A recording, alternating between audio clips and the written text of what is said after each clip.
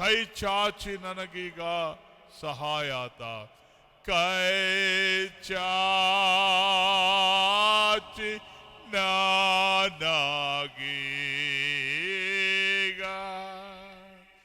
ಸಹಾಯಾತ. ನೀ ಬೇಕು ಸರ್ವದಾ ನೀನಿದ್ದರೆ, ಬೇಕು ಸರ್ವದಾ ಪವಿತ್ರನೇ ಪವಿತ್ರನೇ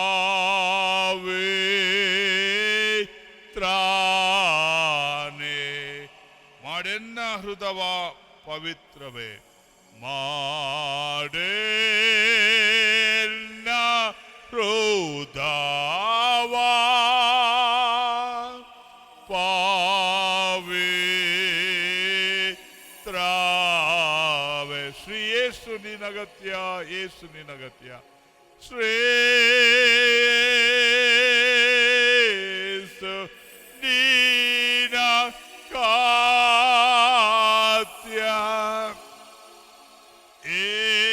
ಯೇಸು ನಿನಗತ್ಯ.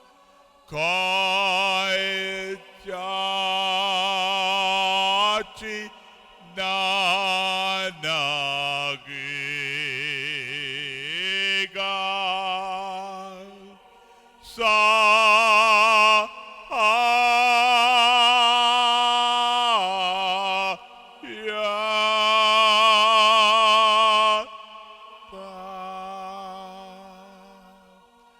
I need thee, oh, I need thee.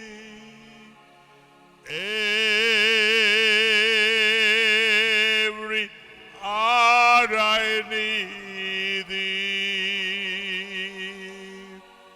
Oh, come now, blessed Savior.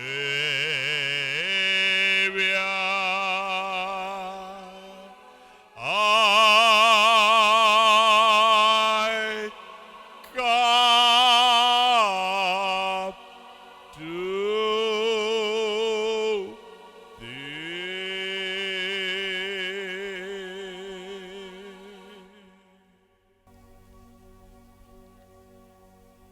ನಾವು ದೇವರ ಸನ್ನಿಧಾನದಲ್ಲಿ ಆತನ ಪ್ರಸನ್ನತೆಯನ್ನು ಬಯಸುತ್ತಾ ಬಂದಿದ್ದೇವೆ. ಕರ್ತನ ಪ್ರಸನ್ನತೆ ನಮ್ಮ ಮಧ್ಯದಲ್ಲಿ ಚಲಿಸ್ತಾ ಇದೆ. ಆತನ ಪ್ರೀತಿ, ಆತನ ದಯ ನಮ್ಮ ಮಧ್ಯದಲ್ಲಿ ಅದೇ. Yes, Lord, you are here in our midst. Oh, praise you, praise you, praise you. ಎಲ್ಲರೂ ಬಾಯಿತರ ದೇವರನ್ನು ಆರಾಧನೆ ಮಾಡಿರಿ, ಸ್ತುತಿಸಿರಿ. Oh, praise you, Lord, praise you, Lord, praise you for a wonderful presence. Hallelujah, hallelujah, hallelujah, hallelujah. I need thee. Oh, I need thee.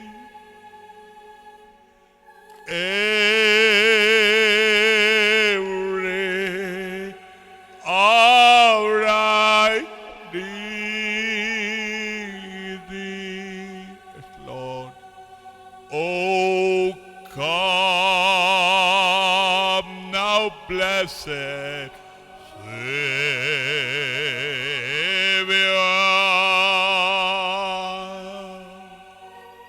I come to thee.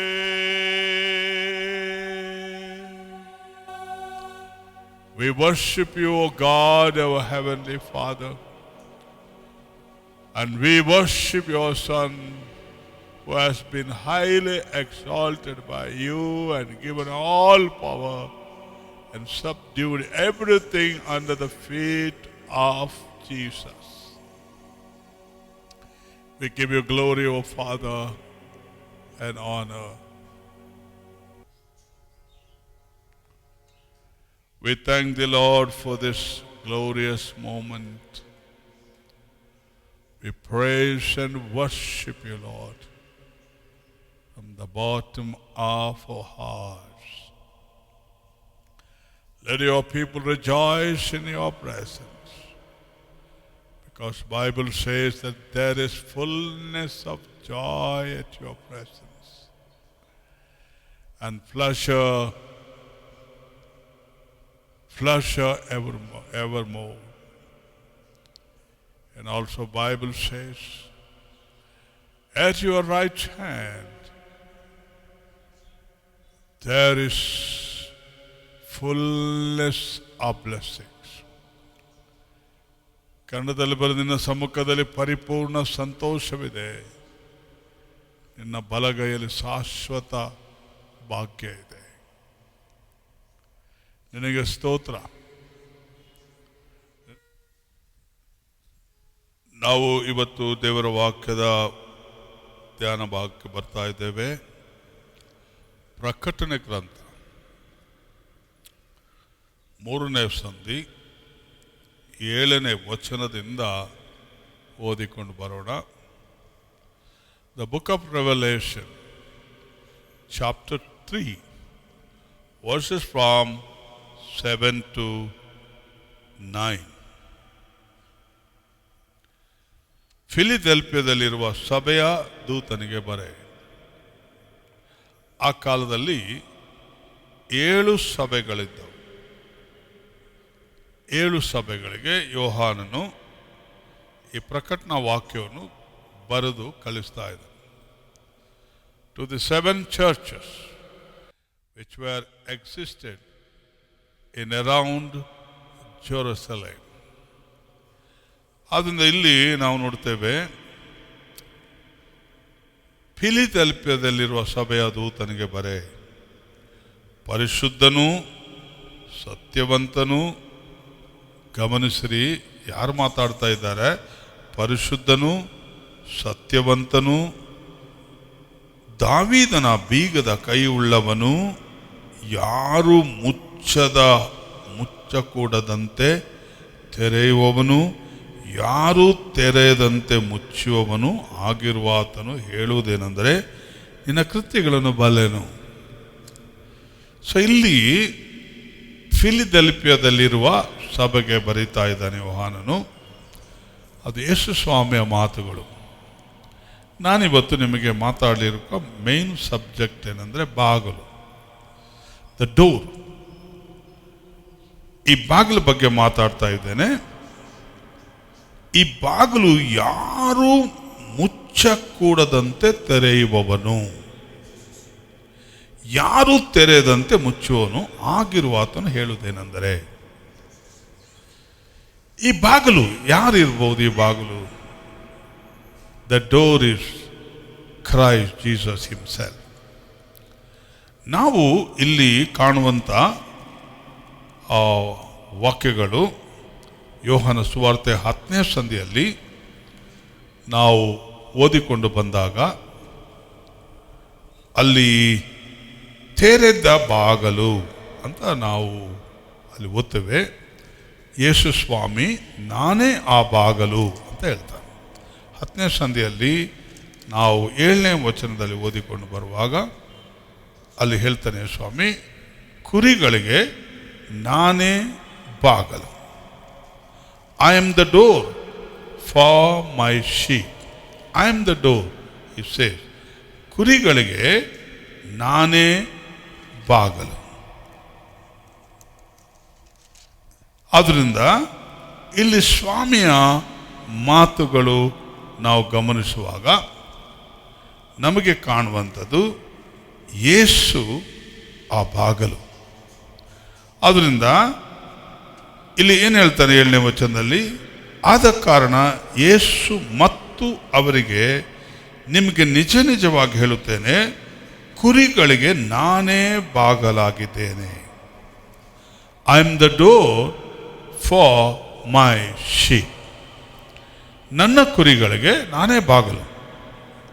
ನಾನು ಬಾಗಿಲು ತೆರೆದ್ರೆ ಕುರಿ ಒಳಗೆ ಬರ್ಬೋದು, ನಾನು ಬಾಗಿಲು ಮುಚ್ಚಿದ್ರೆ ಕುರಿ ಹೊರಗೆ ಹೋಗ್ಲಿಕ್ಕೆ ಆಗಲ್ಲ. ಇದು ಏನು ಸೂಚಿಸ್ತದೆ ಅಂದರೆ ಯೇಸುವಿನ ಸಾರ್ವಭೌಮತ್ವ. Is called sovereign God. ಸಾರ್ವಭೌಮನಾದ ಕರ್ತನು, ಸರ್ವಾಧಿಕಾರಿ, ಸಮಸ್ತಕ್ಕೂ ಒಡೆಯನು, ಸಮಸ್ತವನ್ನು ಆಳುವವನು, ಸಮಸ್ತಕ್ಕೂ ಸರ್ವರಿಗೂ ದೇವರು ಆಗಿರುವ ಆತನು ಹೇಳ್ತಾನೆ, ನಾನು ಬಾಗಿಲು ಮುಚ್ಚಿದರೆ ಯಾರೂ ಅದನ್ನು ತೆರೆಯಲಾರು. ನಾನು ಒಂದು ಬಾಗಿಲನ್ನು ತೆರೆದರೆ ಅದನ್ನು ಯಾರೂ ಮುಚ್ಚಲಾರ. So we need to understand about this, the greatness and great power of our Lord Jesus Christ and the authority. He is most authoritative person. Everything is under his feet. Dominion, power, authority, rule, kings, every person were kept under the feet of Jesus. In Corinthians, 1 Corinthians chapter 15 verse 24 to 27 ಅಲ್ಲಿ ಬರೆಯಲ್ಪಟ್ಟಿದೆ. 1ನೇ ಕೊರಿಂಥರಿಗೆ ಬರೆದ ಪತ್ರಿಕೆ ಅಲ್ಲಿ 15ನೇ ಸಂಧಿ 24ರಿಂದ 27 ವಚನದವರೆಗೆ ಬರೆಯಲ್ಪಟ್ಟಿದೆ. God put everything under the feet of Jesus. ಆಮೇಲೆ ಎಫೆಸದವರಿಗೆ ಬರೆದ ಪತ್ರಿಕೆ 1ನೇ ಸಂಧಿ 20ನೇ ವಚನದಿಂದ 20-21ರಿಂದ ನಾವು ಓದಿಕೊಂಡು ಬರುವಾಗ, ದೇವರು ಯೇಸುವನ್ನು ಸತ್ತೊಳಗಿಂದ ಎಬ್ಬಿಸಿ ಏನು ಮಾಡಿದ್ನು? ಎಲ್ಲವನ್ನು ಆತನ ಪಾದ ಕೆಳಗೆ ಹಾಕಿದ. ನಾವು ಅದನ್ನು ಓದಿಕೊಳ್ಳೋಣ. 20ನೇ ವಚನ 1ನೇ ಸಂಧಿ ಅಲ್ಲಿ ಬರೆದಿದೆ, ಆತನ ಬಲಾತಿಶಯವು ಎಷ್ಟು ಮಹತ್ತಾದದೆಂಬುದು ಕ್ರಿಸ್ತನಲ್ಲಿ ತೋರಿ ಬಂದಿದೆ. ಹೇಗೆಂದರೆ ಆತನು ಸತ್ತಿದ್ದ ಕ್ರಿಸ್ತನನ್ನು ಬದುಕಿಸಿ ಪರಲೋಕದೊಳಗೆ ಸಕಲ ರಾಜ್ಯತ್ವ, ಅಧಿಕಾರ, ಮಹತ್ವ, ಪ್ರಭುತ್ವಾದಿಗಳ ಮೇಲೆಯೂ ಈ ಲೋಕದಲ್ಲಿ ಮಾತ್ರವಲ್ಲದೆ ಬರುವ ಲೋಕದಲ್ಲಿ ಸಹ ಹೆಸರುಗೊಂಡವರೆಲ್ಲರ ಮೇಲೆಯೂ ತನ್ನ ಬಲಗಡೆಯಲ್ಲಿ ಕೂಡಿಸಿಕೊಂಡನು. ಆತನು ಸಮಸ್ತವನ್ನು ಕ್ರಿಸ್ತನ ಪಾದಗಳ ಕೆಳಗೆ ಹಾಕಿದನು. ಇದಲ್ಲದೆ ಆತನನ್ನು ಎಲ್ಲದರ ಮೇಲೆ ಇರಿಸಿ ಸಭೆಗೆ ಶಿರಸ್ಸನ್ನಾಗಿ ನೇಮಿಸಿದನು. ಸಭೆಯು ಆತನ ದೇಹವಾಗಿದೆ. ಸಭೆ ಎಂಬುದು ಇದೊಂದು ಸಾಮಾನ್ಯ ಸಂಗತಿ ಅಲ್ಲ, ಅದು ಕ್ರಿಸ್ತನ ದೇಹ. ಮನುಷ್ಯನ ಶರೀರ, ಕೊರಿಂಥರಿಗೆ ಬರೆಯುವ ಪೌಲನು ಹೇಳ್ತಾನೆ, ಪರಿಶುದ್ಧಾತ್ಮನ ಗರ್ಭಗುಡಿ. ಯಾರಾದರೂ ತನ್ನ ದೇಹವನ್ನು ಕೆಡಿಸಿಕೊಂಡ್ರೆ ದೇವರು ಅವನನ್ನು ಕೆಡಿಸುವನು ಅಂತ ಪೌಲನು ಎಚ್ಚರಿಸ್ತಾನೆ. ಹಾಗಾದರೆ ಸಭೆ ಕ್ರಿಸ್ತನ ದೇಹ, ಅದನ್ನು ಕೆಡಿಸುವುದು ಎಷ್ಟು ಅಪಾಯ ಅಲ್ಲವೇ? ನಮ್ಮ ದೇಹವನ್ನೇ ಕೆಡಿಸಿಕೊಂಡ್ರೆ, ಕರ್ತನು ಅವನನ್ನು ಕೆಡಿಸುವುದಾದ್ರೆ, ತನ್ನ ದೇಹ ಅಂದರೆ ಸಭೆ ಕ್ರಿಸ್ತನ ದೇಹ, ಸಭೆಯನ್ನು ಯಾರಾದರೂ ಕೆಡಿಸುವುದಾದ್ರೆ ಅವನ ಮೇಲೆ ದಂಡನೆ ತಪ್ಪಿದಲ್ಲ. ಬಹಳ ಭಯಪಡೋಣ, ಜಾಗರೂಕರಾಗಿರೋಣ. ಸಭೆ ನೀನು ಹೇಳಿದ ಹಾಗೆ, ನಾನು ಹೇಳಿದ ಹಾಗೆ ಹಿಂಗೆ ನನ್ನ ಬೆರಳಿನ ಕೆಳಗೆ ಆಡಿಸುವ ಒಂದು ಗೊಂಬೆ ಅಲ್ಲ. ಸಭೆ ಕ್ರಿಸ್ತನ ದೇಹ. ಆ ದೇಹಕ್ಕೆ ಶಿರಸ್ಸು ಯೇಸು. ಶಿರಸ್ಸು ಅಂದರೆ ತಲೆ. ಬಾಡಿ ಎಲ್ಲ ಸಭೆ, ಶಿರಸ್ಸು ಅಂದರೆ ತಲೆ. ಆ ತಲೆ ಯೇಸು.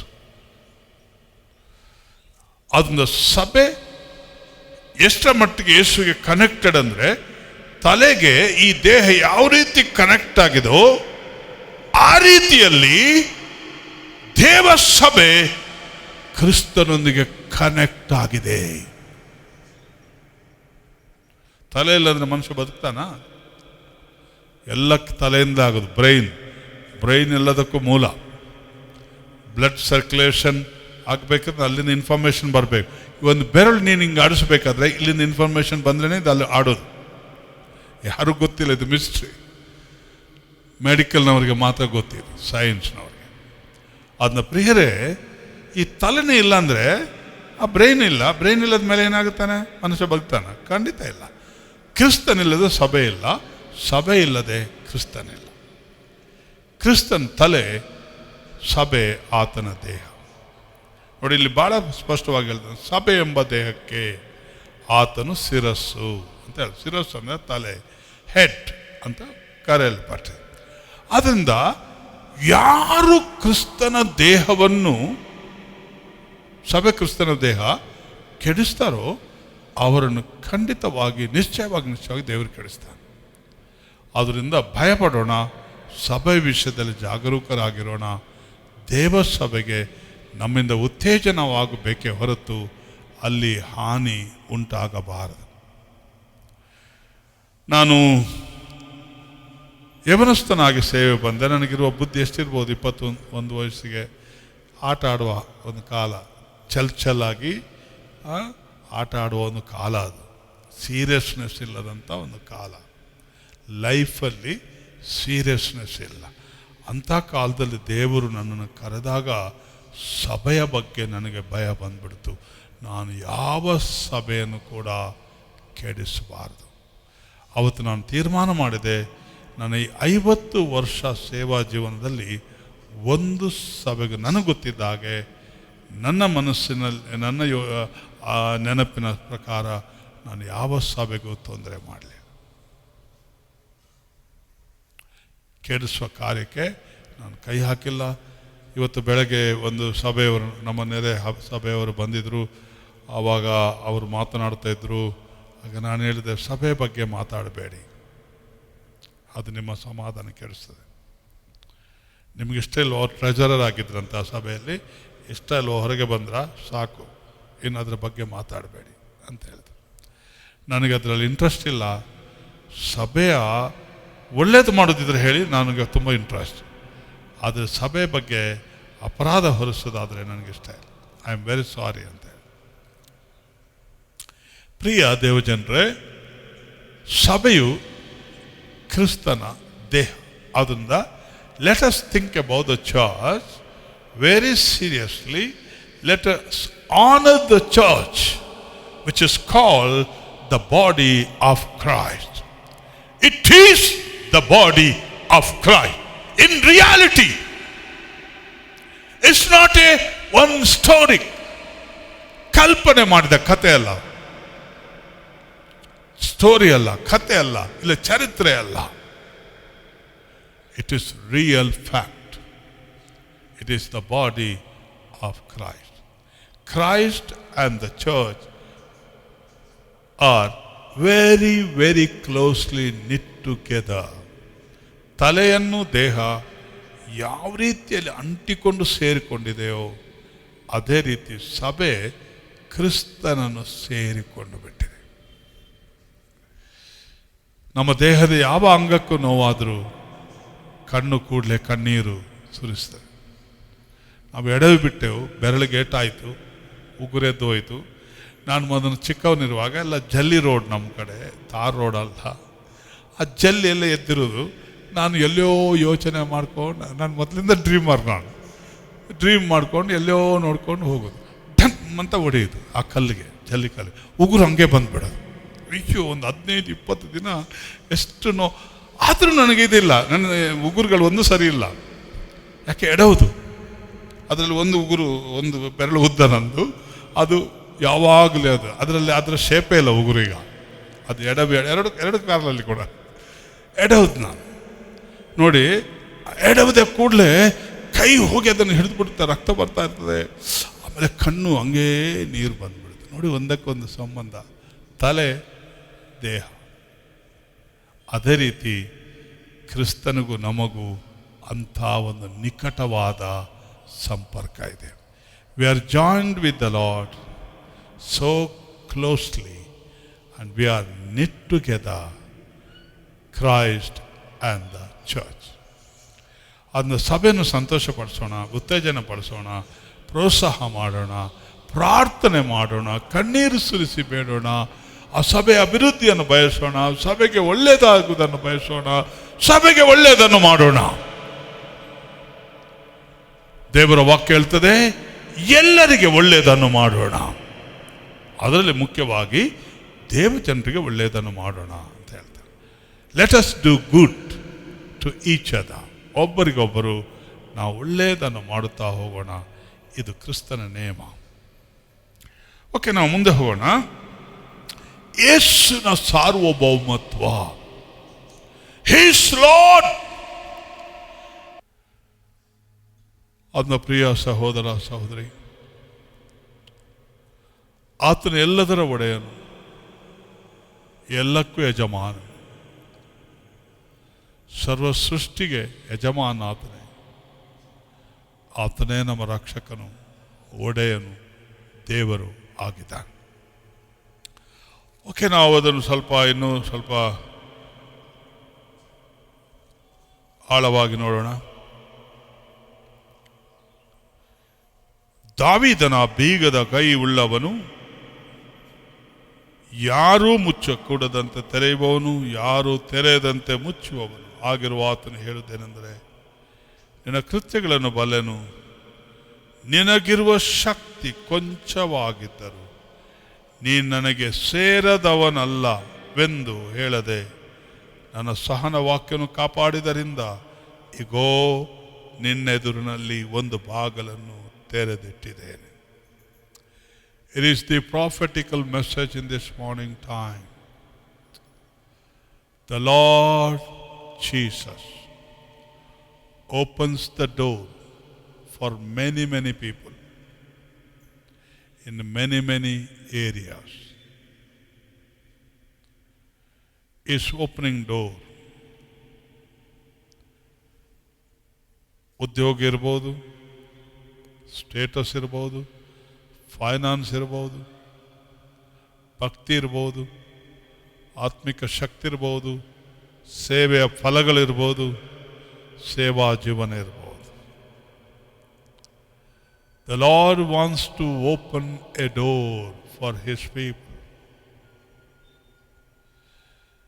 The Lord has seen the church which was at Philadelphia. ಫಿಲದೆಲ್ಫಿಯಾದಲ್ಲಿದ್ದ ಸಭೆಯನ್ನು ನೋಡಿದ, ಅದಕ್ಕಿರುವ ಶಕ್ತಿ ಕೊಂಚವಾಗಿ. It was so feeble and weak in many ways. Still Lord loved the church. ಆ ಸಭೆ ಬಹಳ ಬಲಹೀನ, ನಿರ್ಬಲಾವಸ್ಥೆಯಲ್ಲಿತ್ತು. ಆ ಸಭೆಯನ್ನು ಎಷ್ಟು ದೃಷ್ಟಿಸ್ತಾನೆ, ಆ ಸಭೆಯನ್ನು ಪ್ರೀತಿಸ್ತಾನೆ. I think the heart of the church was so sincere in the presence of God. ದೇವರ ಸನ್ನಿಧಿಯಲ್ಲಿ ಯಥಾರ್ಥವಾಗಿತ್ತು. ದೇವರ ಹತ್ರ ತನ್ನ ಶಕ್ತಿ ಎಷ್ಟಂತ ಅಡ್ಮಿಟ್ ಮಾಡ್ಕೊಳ್ತಾ ಇತ್ತು. ಸ್ವಾಮಿ, ನನಗಿರುವ ಶಕ್ತಿ ಇಷ್ಟೇ, ನಾನು ಇಷ್ಟು ಮಾತ್ರ ಜೀವಿಸಬಲ್ಲೆ, ಇಷ್ಟು ಮಾತ್ರ ನಾನು ಕಾರ್ಯ ಮಾಡಬಲ್ಲೆ, ಇದಕ್ಕಿಂತ ಹೆಚ್ಚಿನ ಶಕ್ತಿ ನನ್ನಲ್ಲಿಲ್ಲ ಅಂತ ಅರಿಕೆ ಮಾಡಿಕೊಂಡ ಸಭೆ. The Lord loves the sincerity of the person and the church. ನಿನಗಿರುವ ಶಕ್ತಿ ಕೊಂಚವಾಗಿದ್ದರು ಫಿಲದೆಲ್ಫಿಯವೇ, ಸಭೆಯೇ, ಹೆದರಬೇಡ.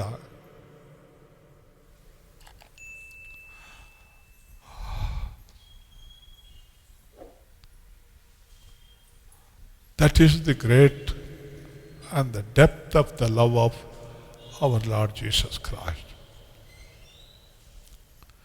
ಜಕ್ಕಾಯನಿಗೆ ಯೇಸುವನ್ನು ನೋಡಬೇಕೆಂಬ ಆಸೆ.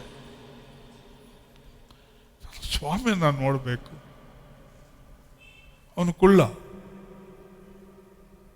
ಜನರು ಯೇಸುವನ್ನು ಸುತ್ತಕೊಳ್ತಾ ಇದ್ರು. ಅವರ ಮಧ್ಯದಲ್ಲಿ ನುಗ್ಗಿ ಯೇಸುವನ್ನು ಅವನಿಗೆ ನೋಡಲಿಕ್ಕಾಗಲಿಲ್ಲ. ಆದರೂ ಅವನಿಗೆ ಆಸೆ, ನನ್ನ ಸ್ವಾಮಿಯನ್ನು ನಾನು ನೋಡಬೇಕು. ಕಡೆಗೊಂದು ಮರ ಹತ್ತು ಬಿಟ್ಟ, ಮರದ ಮೇಲೆ ಹತ್ತೆ ಆದರೂ ಆತನ ಮುಖ ನೋಡ್ತೀರಿ, ಒಂದ್ಸರಿ ಮುಖ ನೋಡಿದ್ರೆ ಸಾಕು. ತಮಿಳಿನಲ್ಲಿ ಒಂದು ಬಹಳ ಚಂದವಾದ ಹಾಡಿದೆ ಯೇಸುವಿನ ಮುಖದ ವಿಷಯದಲ್ಲಿ. ನನಗದು ಕ್ಲಿಯರಾಗಿ ಬರಲ್ಲ. ಆ ಟ್ಯೂನ್ ನನಗೆ ನೆನಪಿದೆ, ಆದರೆ ಆ ವರ್ಡಿಂಗ್ಸ್ ನನಗೆ ನೆನಪಿಲ್ಲ. ಮೊದಲು ಆಡ್ತಾ ಇದ್ದೆ ನಾನು. ಆ ಮುಖದ ಬಗ್ಗೆ ಅವರು ರಚನೆ ಮಾಡಿದ್ದಾರೆ. ಆ ಮುಖ ಎಂಥ ಸೌಮ್ಯ. ಆ ಮುಖ ನಾವು ಒಂದ್ಸಾರಿ ನೋಡಿಬಿಟ್ರೆ ಸಾಕು, ನಮ್ಮ ದುಃಖ, ವೇದನೆ, ಬಾಧೆ, ಸಂಕಟ, ನಿರಾಶೆ, ಕುಗ್ಗುವಿಕೆ, ಸೋತು ಹೋದ ಪರಿಸ್ಥಿತಿ, ಸೆರೆಮನೆಯಲ್ಲಿರುವ ಸ್ಥಿತಿ, ಇದೆಲ್ಲದರಿಂದ ನಮಗೆ ಬಿಡುಗಡೆ ಆಗುತ್ತೆ ಆ ಮುಖ ನೋಡಿದ್ರೆ ಸಾಕು. ಕನ್ನಡದಲ್ಲಿ ಕೂಡ ಒಂದು ಹಾಡಿದೆ. ಇದೆಲ್ಲ ಹಳೆಯ ಹಾಡುಗಳು, ಈಗ ಯಾರು ಹಾಡಲ್ಲ. ಅದು ಬುಕ್ ಕೂಡ ಸಿಕ್ಕಲ್ಲ. ನಾನು ಕೆಲವು ಹಳೆ ರಾಗಗಳ ಪುಸ್ತಕವನ್ನು ಹುಡುಕ್ತಾ ಇದ್ದೇನೆ. ಕೆಲವ್ರಿಗೆ ನಾನು ಕೇಳಿದ್ದೆ ನನಗೆ ಜೆರಾಕ್ಸ್ ಮಾಡಿಕೊಡಿ ಅಂತ. ಆ ಹಳೆ ಹಾಡು, ಯೇಸುವನ್ನು ಎಲ್ಲಿ ನೋಡುವೆ, ಅವನ್ ಮಾತುಗಳನ್ನು ಎಲ್ಲಿ ಕೇಳುವೆ, ಯೇಸುವನ್ನು ಎಲ್ಲಿ ನೋಡುವೆ, ಅಡವಿಯ ಮರಗಳಲ್ಲಿ ನೋಡಲು ಆಸತೆ, ഇരുളಲ್ಲಿ ಸಮುದ್ರಗಳಲ್ಲಿ ಯೇಸುವ ಕಾಣಲು, ಯೇಸುವನ್ನು ಎಲ್ಲಿ ನೋಡುವೆ. ಯೇಸುವನ್ನು ನೋಡುವ ಆಶೆ ನಮ್ಮೆಲ್ಲರಲ್ಲಿ ಇರಬೇಕು. ಜಕ್ಕಾಯನು ಯೇಸುವನ್ನು ನೋಡ್ಬೇಕಂದ ಮರ ಹತ್ತಿದ. ಅವನ ಹೃದಯದ ಆಶೆಯನ್ನು ಬಲ್ಲ ಯೇಸು, ಜಕ್ಕಾಯ ನಿನ್ನ ನೋಡ್ಬೇಕಂದ ಅಷ್ಟು ಆಸೆ ಪಡ್ತೀಯ, ಇವತ್ತು ನಾನು ನಿನ್ನ ಮನೆಗೆ ಬರ್ತೇನೆ. ಮರದ ಹತ್ರ ಹೋಗ್ತಾನೆ. ಜಕ್ಕಾಯ ತಟ್ಟನ್ನು ಇಳಿದು ಬಾ, ನಿನ್ನ ಆಶೆ ನಾನು ನೋಡಿದೆ, ನಿನ್ನ ಹೃದಯದಲ್ಲಿರುವ ಆ ಅಪೇಕ್ಷೆ ನಾನು ನೋಡಿದೆ, ತಟ್ಟನ್ನು ಇಳಿದು ಬಾ, ನಾನು ಇವತ್ತು ನಿನ್ನ ಮನೆ ಬರ್ತೇನೆ, ನಿನ್ನ ಮನೆಯಲ್ಲಿ ಉಳ್ಕೊಳ್ತೇನೆ, ನಿನ್ನ ಮನೆಯಲ್ಲಿ ಊಟ ಮಾಡ್ತೇನೆ. ಯೋ ಯೋ ಯೋ ಯೋ ಅವನ ಸಂತೋಷಕ್ಕೆ ಮಿತಿಯಲ್ಲ. ನಾನು ನೋಡ್ಬೇಕಂತ ಅಷ್ಟೇ ಆಸೆ ಪಟ್ಟೆ, ಆದರೆ ಸ್ವಾಮಿ ಅದಕ್ಕಿಂತಲೂ ಶ್ರೇಷ್ಠವಾದನ್ನು ಮಾಡಿದ. ಈ ದಿನ ಇಟ್ಸ್ ಎ ಪ್ರಾಫಿಟಿಕಲ್ ಮೆಸೇಜ್.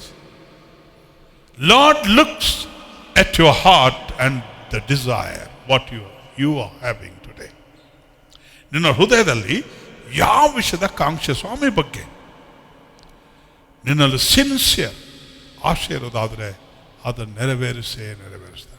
ಶುಕ್ರವಾರ ದಿನದಲ್ಲಿ ನಾವು ಭಾಳ ದೊಡ್ಡ ಅಧ್ಯಯನ ಮಾಡಿದ್ರ ಮೇಲೆ ಶ್ರೇಷ್ಠ ವರಗಳಿಂದ ನಿನ್ನ ಆಶೆಯನ್ನು ಪೂರ್ತಿಗೊಳಿಸುತ್ತಾನೆ. 5ನೇ ವಚನ 103ನೇ ಕೀರ್ತನೆಯಲ್ಲಿ ಇದು ಬರೆಯಲ್ಪಟ್ಟೆ. ಅದರಿಂದ ನಮ್ಮ ಆಶೆಗಳು, ನನ್ನ ಅಪೇಕ್ಷೆಗಳು, ನಮ್ಮ ಕಾಂಕ್ಷೆಗಳು ನಮ್ಮ ಸ್ವಾಮಿಗೆ ಇಷ್ಟವಾಗುವಂಥದ್ದಾಗಿರ.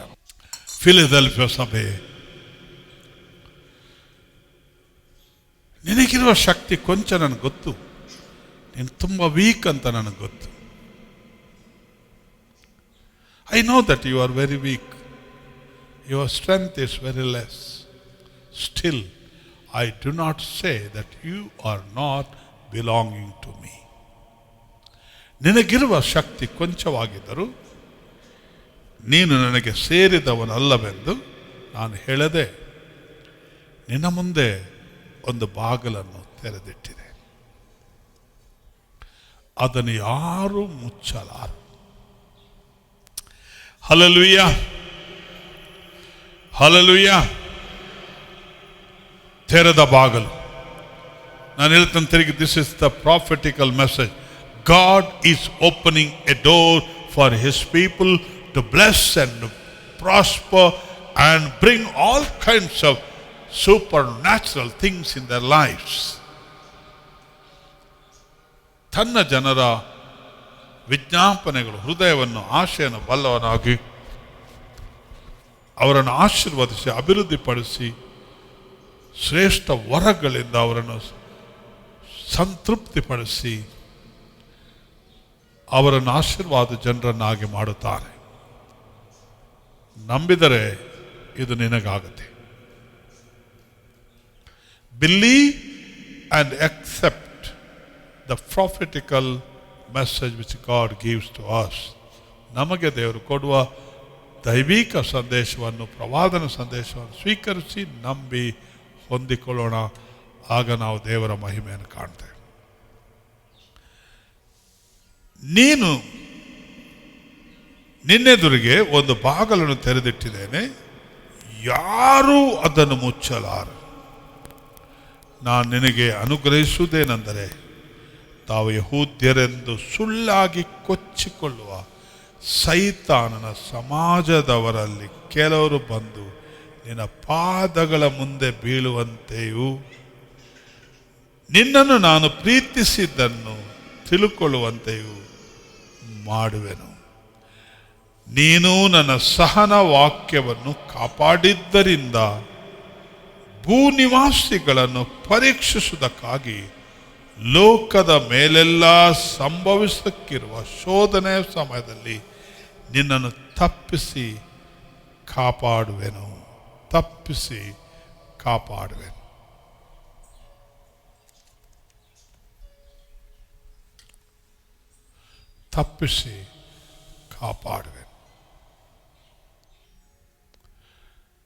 ಜ್ಞಾನಕ್ಕೆಲ್ಲೊಂದು ಮಾತು ನನಗೆ ಬಹಳ ವರ್ಷದಿಂದ ಮಾತಾಡಿದ್ದು ಯಾವುದಂದ್ರೆ, ಸತ್ತ ಸಿಂಹಕ್ಕಿಂತ ಜೀವವುಳ್ಳ ನಾಯಿ ಲೇಸಂತೆ. ಸತ್ತ ಸಿಂಹಕ್ಕಿಂತ ಸತ್ತೋಗ್ಬಿಟ್ಟಿದೆ, ಬಟ್ ಸಿಂಹ ಅದು. ನಾಯಿ ಆರ್ಡಿನರಿ, ಅದು ಜೀವ ಇದೆ. ಸತ್ತ ಸಿಂಹಕ್ಕಿಂತ ಜೀವವುಳ್ಳ ನಾಯಿ ಲೇಸು. ಆ ವಚನದ ಮುಂದೆ ನಾನು ಹೇಳಿಕೊಂಡಿದ್ದೇನೆಂದರೆ, ದೇವರೇ, ನಾನು ಸತ್ತ ಸಿಂಹ ಅಂತ ನಾನು ಅಂದ್ಕೊಳ್ಳೋದು ಬೇಡ. ಸತ್ತ ಸಿಂಹಕ್ಕಿಂತ ನನ್ನನ್ನು ಜೀವವುಳ್ಳ ನಾಯಿಯನ್ನಾಗಿ ಮಾಡು ಸ್ವಾಮಿ. This was my sincere prayer. ನಾನು ಜೀವವುಳ್ಳವನಾಗಬೇಕು. ಜಗತ್ತಿಗೆ ಕ್ರಿಸ್ತನ ಜೀವದ ಬಗ್ಗೆ ನಾನು ಸಾರಬೇಕು. ನನ್ನನ್ನು ಜೀವವುಳ್ಳ ನಾಯಿಯನ್ನಾಗಿ ಮಾಡು. ಅಂದರೆ I humble my self before god instead of saying that I am this, I am that, so many things. ಇವತ್ತು ಜನರಿಗೆ ಒಬ್ಬ ವ್ಯಕ್ತಿಯನ್ನು ದೊಡ್ಡ ಹೈಲೈಟ್ ಮಾಡಿದ್ರೆ ಜನ ನಂಬಿಡ್ತಾರೆ. ಆರ್ಡಿನರಿ ಮನುಷ್ಯನ ತಗೊಂಡು ಬರ್ತಾರೆ. ಈ ಪೊಲಿಟಿಕಲ್ ಗೇಮ್ಸ್ ಕೂಡ ಅದೇ. ಆಮೇಲೆ ಕೆಲವು ಲೋಕದ ಸಮಾಜದಲ್ಲಿ ಕೂಡ ಅಷ್ಟೇ.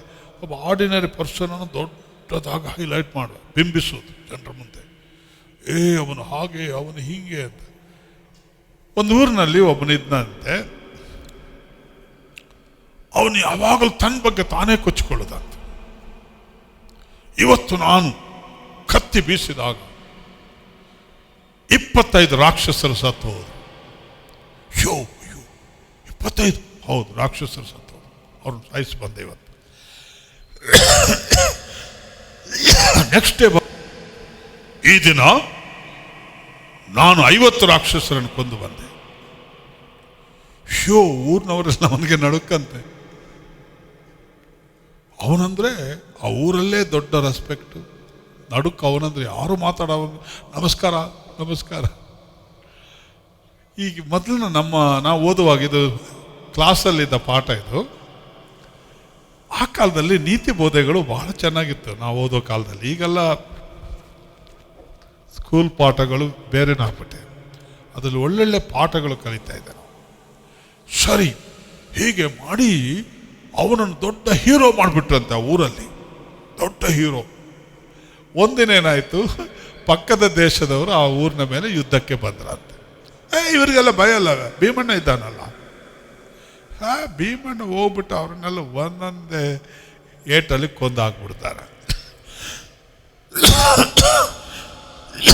ಸರಿ, ಇವನಿಗೆ ಕುದುರೆ ಗಿದ್ರೆ ರೆಡಿ ಆಯಿತು, ಕತ್ತಿ ಕಟಾರಿ ಎಲ್ಲ ಕವಚಾಗಿ ಎಲ್ಲ ರೆಡಿ ಆಯಿತು. ಇವನಿಗೆ ನಡಕ ಶುರುವಾಯಿತು ಒಳಗೆ.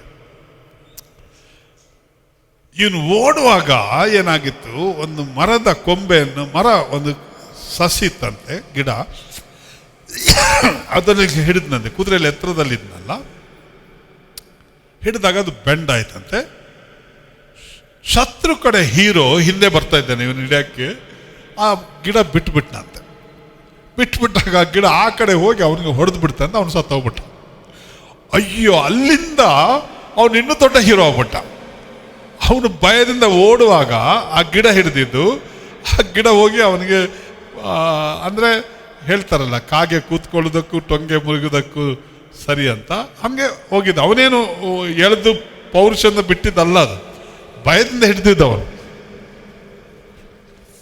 ಆಮೇಲೆ ಅವನು ಜನರಿಗೆ ಹೇಳ್ದ, ಇನ್ನು ನಾನು ನಿಮಗೆ ಹೀರೋ ಆಗೋದಿಲ್ಲ, ನಾನು ಹೇಳಿದ ಕಥೆ ಎಲ್ಲ ಸುಳ್ಳು ಅಂತ ಹೇಳಿದ.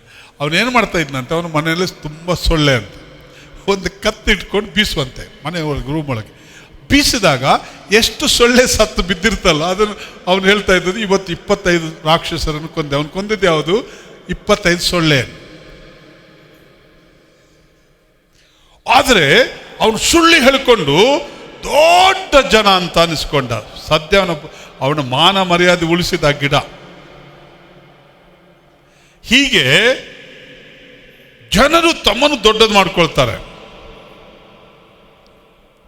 ಆಮೇಲೆ ಇತರರು ಅವರನ್ನು ದೊಡ್ಡದು ಮಾಡ್ತಾರೆ. ಹೈಲೈಟ್ ಮಾಡೋದು.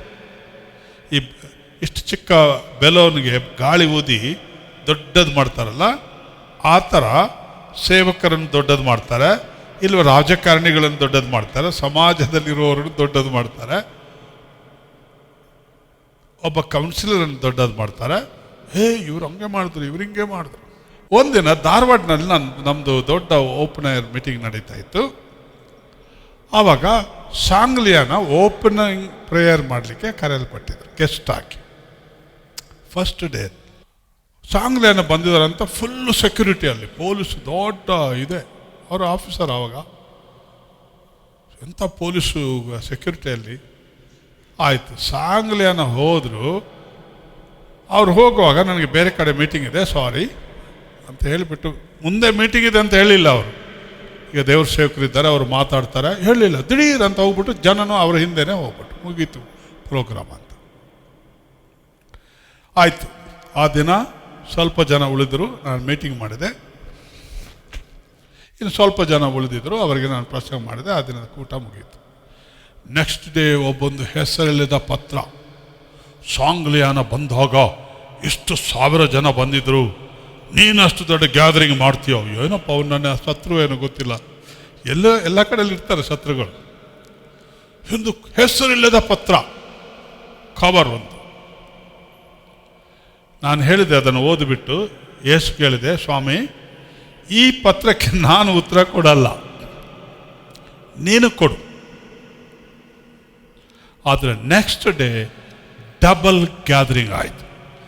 ಲಾಸ್ಟ್ ದಿನ ಇಡೀ ಧಾರವಾಡ ಹಿಸ್ಟ್ರಿಯಲ್ಲಿ ಸೇರದಷ್ಟು ದೊಡ್ಡ ಕ್ರೌಡ್ ಅಲ್ಲಿ ಸೇರಿ ಬಂತು. ಅದ್ಭುತಗಳು ರಾಶಿ. ಒಂದು ಅದ್ಭುತ ನಾನು ಹೇಳೋಕ್ಕೆ ಇಷ್ಟಪಡ್ತೇನೆ. ಕಡೇ ದಿನದಲ್ಲಿ ನಾವು ಸ್ಟೇಜಿಗೆ ಬರ್ತಾ ಇದ್ದೇವೆ. ಒಳ್ಳೆ ಸ್ಟೇಜು, ಒಳ್ಳೆ ಗ್ರೌಂಡು, ಸ್ಕೂಲ್ ಗ್ರೌಂಡ್ ಅದು. ಆ ಗ್ರೌಂಡಲ್ಲಿ ಅಲ್ಲಲ್ಲಿ ಕಂಪೌಂಡ್ ಒಡೆದು ಡೋರ್ಸ್ ಮಾಡಿದ್ದಾರೆ ಎಲ್ಲ ಕಡೆಯಲ್ಲಿ, ಒಳಗೆ ಬರಲಿಕ್ಕೆ ಜನಕ್ಕೆ, ಯಾಕಂದ್ರೆ ದೊಡ್ಡ ಕ್ರೌಡ್. ಸರಿ, ಒಂದು ಹುಡುಗಿ, ಆಕೆ ಕ್ರಿಶ್ಚಿಯನ್ ಅಲ್ಲ, ಬೇರೆ ಯಾವುದೋ ಕಮ್ಯುನಿಟಿ ಅವರು. ಈ ಕಣ್ಣು ಗುಡ್ಡು 2 ಹೊರಗೆ ಬಂದಿದೆ, ಸಾಕೆಟ್ನಿಂದ ಹೊರಗೆ ಬಂದೆ, ಹಿಂಗೆ ನೇತಾಡ್ತಾ ಇದೆ ಹಿಂಗೆ.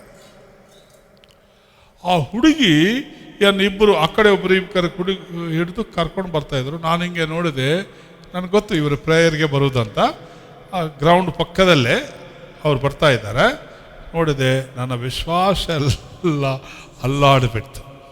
ಅಯ್ಯೋ ದೇವರೇ, ಈ ಹುಡುಗಿ ಬರ್ತಾಳೆ, ಇವಳಿಗೆ ಹೀಲಿಂಗ್ ಆಗದಿದ್ದರೆ ನಿನ್ನ ನಾಮಕ್ಕೆ ಅವಮಾನ ಆಗುತ್ತಲ್ಲ. ಅದು ಕಣ್ಣುಗುಟ್ಟು ಹೊರಗೆ ಬಂದು ನೇತಾಡ್ತಾ ಇದೆ ಹಿಂಗೆ. ಇಂಥ ಹೀಲಿಂಗ್ ಹೆಂಗೆ ಆಗುತ್ತೆ? ನನಗೆ ಡೌಟ್. ಸರಿ, ಹೋದೆ, ಸ್ಟೇಜ್ ಮೇಲೆ ಹೋದೆ, ಎಲ್ಲ ಶುರು ಆಯಿತು, ಪ್ರೇಯರ್ ಎಲ್ಲ ಆಯಿತು, ವರ್ಷಿಪ್ ಆಯಿತು.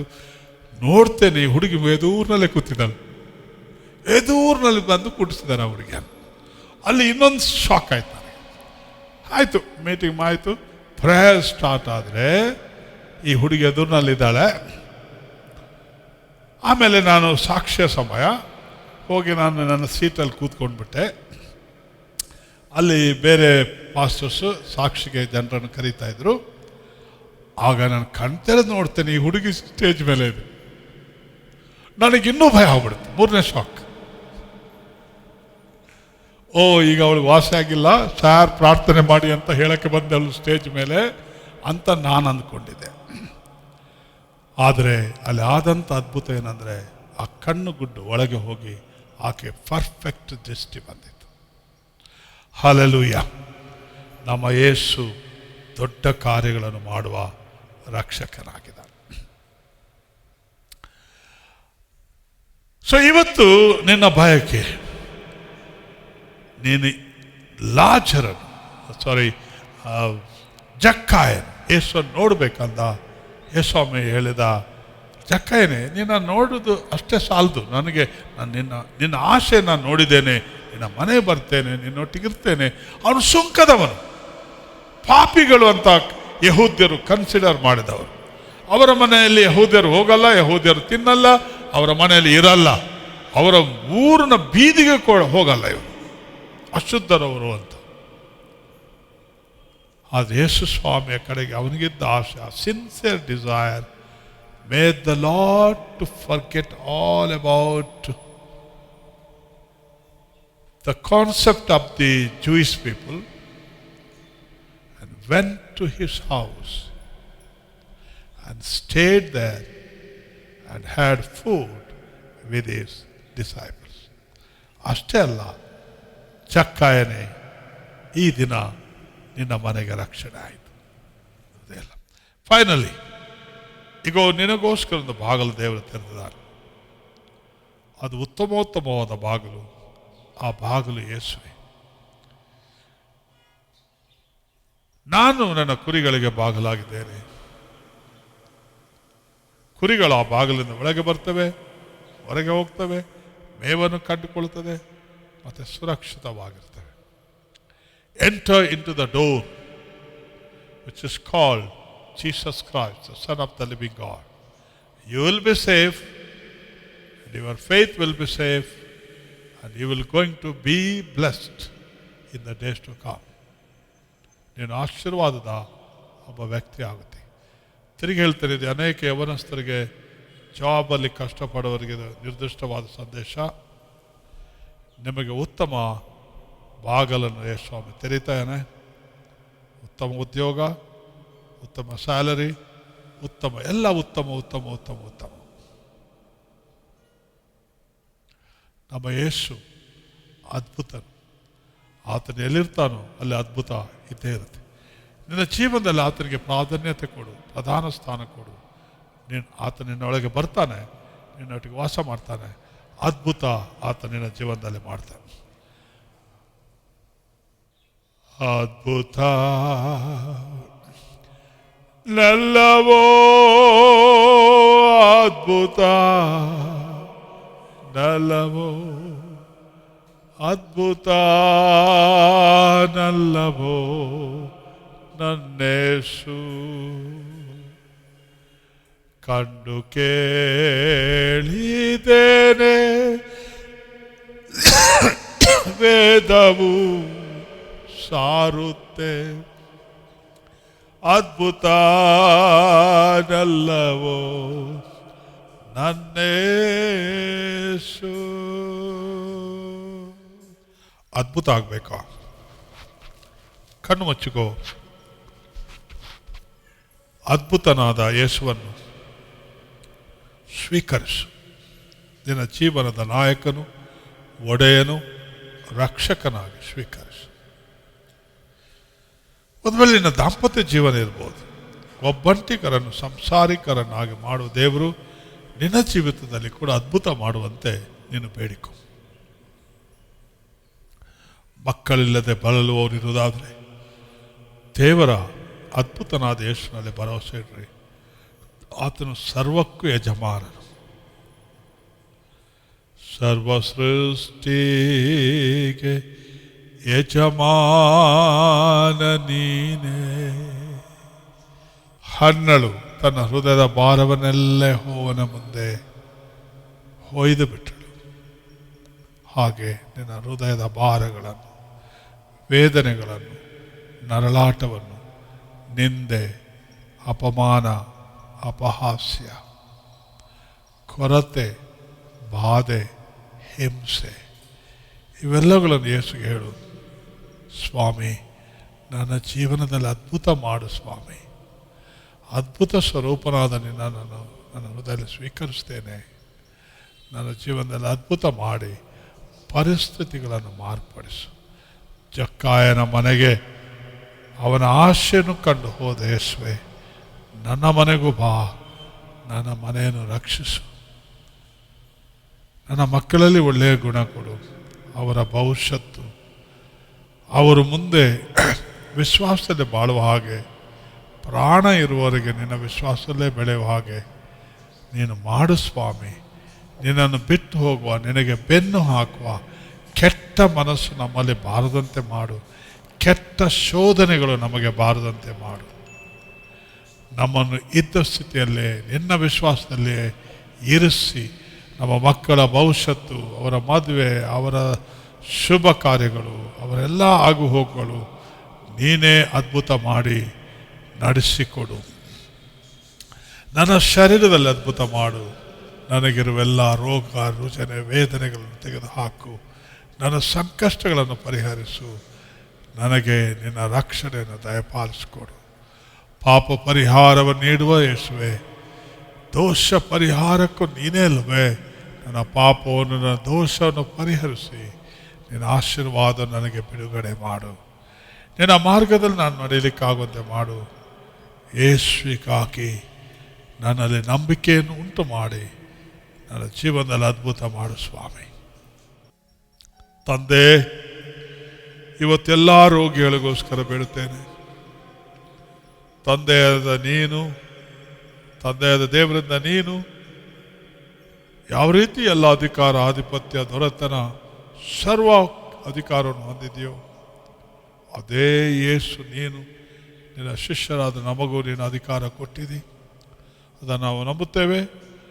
ನಂಬುವವರಿಂದ ಈ ಸೂಚಕ ಕಾರ್ಯಗಳಾಗುವುದು. ನನ್ನ ಹೆಸರನ್ನು ಹೇಳಿ ದವ್ವಗಳನ್ನು ಹೊರಗೆ ಹಾಕುವರು, ಹಾವುಗಳನ್ನು ಎತ್ತುವರು, ವಿಷದ ಪದಾರ್ಥವನ್ನು ಕುಡಿದರೆ ಅವರಿಗೆ ಯಾವ ಹಾನಿ ಆಗಲ್ಲ, ರೋಗಿಗಳ ಮೇಲೆ ಕೈ ಇಟ್ಟರೆ ಗುಣವಾಗುವುದಂತ ಬರದೆ. ಹೋಗಿರಿ, ಸ್ವಾರ್ಥ ಸಾರ್ರಿ, ನಂಬಿದವರನ್ನು ಶಿಷ್ಯರನ್ನಾಗಿ ಮಾಡ್ರಿ, ಅವರಿಗೆ ದೀಕ್ಷಾಸನ ಕೊಡ್ರಿ, ನನ್ನ ಆಜ್ಞೆಗಳನ್ನು ಕೈಕೊಂಡು ನಡೆಯುವಂತೆ ಮಾಡ್ರಿ ಅಂತ ಹೇಳಿದವನು. ಹೋಗಿರಿ, ಸ್ವಾರ್ಥ ಸಾರ್ರಿ, ದವ್ವಗಳನ್ನು ಹೊರಗೆ ಹಾಕಿರಿ, ಕುಷ್ಠರೋಗಿಗಳನ್ನು ವಾಸಿ ಮಾಡ್ರಿ, ಸತ್ತವರನ್ನು ಬದುಕಿಸ್ರಿ ಅಂತ ಹೇಳಿದವು ನೀನೇ. ಸರ್ವಾಧಿಕಾರಿಯ ಈ ಅಧಿಕಾರದಿಂದ ಇವತ್ತು ಯಾರ್ಯಾರು ರೋಗಿಗಳು ಬಂದಾರೋ ಪ್ರತಿಯೊಬ್ಬರು, ಪ್ರತಿಯೊಂದು ರೋಗ, ಪ್ರತಿಯೊಂದು ನೋವು, ಪ್ರತಿಯೊಂದು ವೇದನೆ ಬಿಟ್ಟು ಹೋಗುವಂತೆ, as an ambassador for Christ, I declare healing in Jesus' name. Be healed in Jesus' name from every disease and from every sickness. That every pain and suffering, every unwanted tumors and the glands be disappeared now in the name of Jesus. I speak to you now. Go! Do not trouble these people, evil spirits. I cast you out and bind you and nullify your power, cancel your authority, reject you from their body to go away. In Jesus' name. ಯೇಸುವಿನ ನಾಮದಲ್ಲಿ, ಯೇಸು ನಾಮದಲ್ಲಿ, ಯೇಸು ತಂದೆ, ಇವತ್ತು ನಾವು ನಿನ್ನ ಕುಮಾರ ನಾಮದಲ್ಲಿ ಮಾಡಿದ್ದೇವೆ. ಆತನು ಸರ್ವಾಧಿಪತಿ, ನಿನ್ನಿಂದ ಮಾಡಲ್ಪಟ್ಟವನು. ಆತನ ಮೂಲಕ ಸರ್ವ ಆಶೀರ್ವಾದಗಳು ನಮಗೆ ದೊರೆಯುತ್ತದೆ. ಅದು ಇವತ್ತು ಸ್ವಸ್ಥತೆ, ಬಾಧೆ ನಿವಾರಣೆ, ಕಷ್ಟ ಪರಿಹಾರ, ನಿರುದ್ಯೋಗ, ಆರ್ಥಿಕ ವಲಯದಲ್ಲಿ ಕೊರತೆ, ಸಮಸ್ಯೆ, ಪೀಡನೆ, ನಿಂದೆ, ಅವಮಾನ ಎಲ್ಲ ಬಿಟ್ಟು ಹೋಗಿ ನಿನ್ನಲ್ಲಿ ರಿಜಾಯ್ಸ್ ಮಾಡುವಂತೆ ಮಾಡಿ. Make them to rejoice, O God, in you, in the name of Jesus. Amen.